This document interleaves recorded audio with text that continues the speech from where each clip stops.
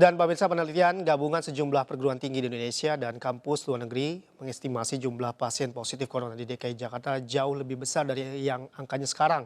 Untuk membahas lebih jauh, kita akan bergabung melalui sambungan Skype dengan Muhammad Firmansyah Kasim, peneliti dari tim SIM Covid yang kini berada di Oxford, Inggris. Selamat sore waktu Indonesia dan pagi waktu Inggris, Mas.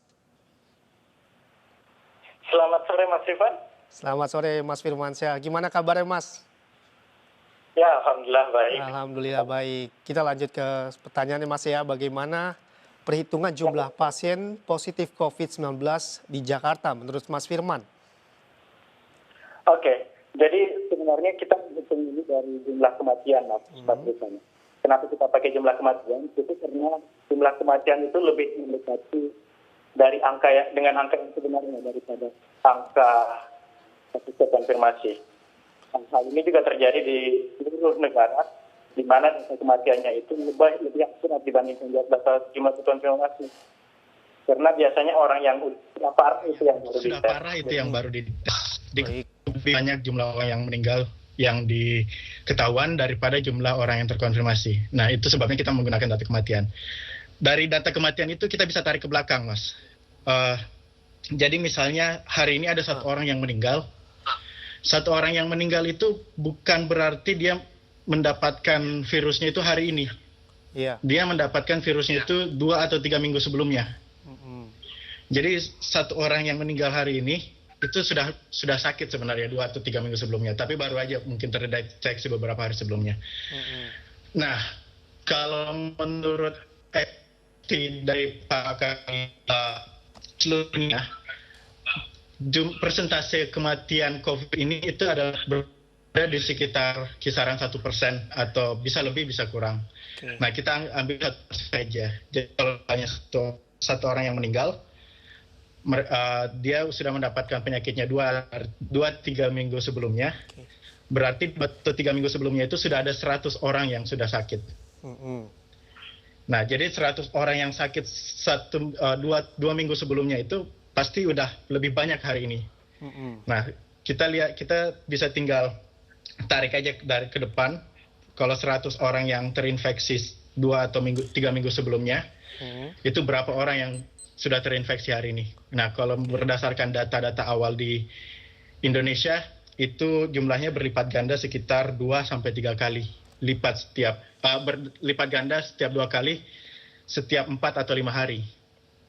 Jadi 100 orang yang sakit 2 atau 3 minggu sebelumnya itu bisa berarti sudah ada sekitar ribuan orang yang sakit hari ini. Jadi kita tinggal kali aja jumlah kematian itu dengan angka ratusan atau angka ribuan yang kita dapatkan. Nah, itu dapatnya sekitar 32.000 itu. 32.000. Oke, baik. Ya, jadi jadi itu tadi. Jadi satu orang yang meninggal hari ini, itu berarti dia udah mendapatkan penyakitnya 2 atau 3 minggu sebelumnya, dan satu orang itu adalah bagian dari 100 orang lainnya. Jadi kita bisa tarik aja ke depan. Baik, Mas Firmansyah. Apakah penerapan PSBB ini tidak berpengaruh terhadap angka penyebaran di DKI Jakarta atau di daerah lainnya? Oh, kalau yang itu, kalau misalnya kita lihat dari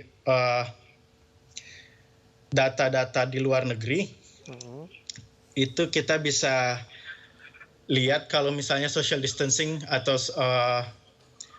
lockdown atau PSBB, kalau di Indonesia itu ada pengaruhnya. Jadi angka infeksi terbaru di Indonesia itu akan menurun. Tapi seberapa besar penurunannya itu kita belum tahu. Biasanya ini baru terlihat sekitar 1 atau 2 minggu setelah penerapan terjadi. Seperti di Italia atau di Cina misalnya, mereka melakukan lockdown tanggal 23 Januari, tapi baru angka kematian itu baru turun sekitar 2 minggu atau 3 minggu setelah itu. Jadi kita nggak bisa lihat apakah PSBB ini, atau kita nggak bisa lihat seberapa besar penurunan angka infeksi ini kalau belum 2 minggu atau 3 minggu setelah kebijakannya dilaksanakan. Oke. Berarti artinya PSBB kemungkinan bisa menekan atau menurunkan angka positif virus corona gitu ya, Mas ya? menurunkan, bisa memperlambat angka penyebaran atau bisa menurunkan jumlah kasus baru. Itu kita belum tahu. Belum tahu, baik. Kalau boleh tahu, berapa lama PSBB ini harus dilakukan agar menekan angka penyebaran virus corona ini, Mas? Nah, itu sebenarnya saat ini kita belum tahu pasti ya, Mas Rifan. Kalau misalnya bisa diterapkan dan seberhasil di Cina, itu bisa selesai hanya dalam waktu sekitar 2 atau 3 bulan. Tapi itu tergantung kesuksesan dan kedisiplinan orang kita. Semakin sukses penerapannya dan semakin disiplin orang kita, itu akan semakin cepat. Tapi kalau misalnya tidak, kalau misalnya banyak yang bandel atau banyak yang nakal dengan keluar gitu, itu kemungkinan bakalan lebih lama dari 2 atau 3 bulan itu. Oke. Dalam hitungan ini kan, apakah akan berlaku sama bagi seluruh wilayah di Indonesia selain di DKI Jakarta aja, Mas Firman? Kalau yang hitungannya ini kita masih menganggap Indonesia itu sebagai satu wilayah yang sama. Kita belum melakukan simulasi untuk per daerah. Jadi saya belum bisa katakan untuk hal itu. Dan seberapa akurat hitungan ini, Mas? Kalau untuk akurasi itu sebenarnya para ilmuwan juga sebenarnya tidak ada yang pasti, nggak ada yang yakin dengan pasti apakah hitungannya itu akurat atau tidak. Soalnya untuk persentase kematian aja yang angka 1% itu masih bisa diperdebatkan, Mas. Dan angka satu orang bisa menyebarkan ke beberapa orang itu juga masih diperdebatkan. Jadi belum ada yang pasti. Nah, tapi kita bikin model ini bukan untuk mendapatkan angka yang pastinya, tapi kita bikin model ini untuk mendapatkan perkiraan seberapa besar dampak dampak kebijakan dengan jumlah kematian.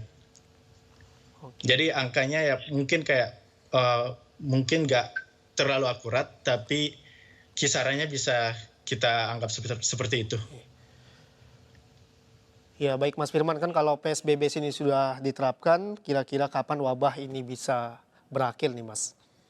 Dengan segala upaya pemerintah yang telah dilakukan saat ini. Yang itu saya belum bisa jawab dengan pasti ya Mas. Tapi kemungkinan besar ini bakalan terjadi kalau ingin menurunkan angka kasusnya seperti di Cina. Jadi angka 0 kematian itu perlu paling tidak sekitar 3 bulan. Bahkan bisa mungkin lebih. Ya. Baik Mas Firman, terima kasih atas informasinya. Sehat-sehat Mas, tetap jaga kesehatan. Sehat-sehat juga Mas, jaga kesehatan juga. Baik, terima kasih Mas Firman. Terima kasih, Mas.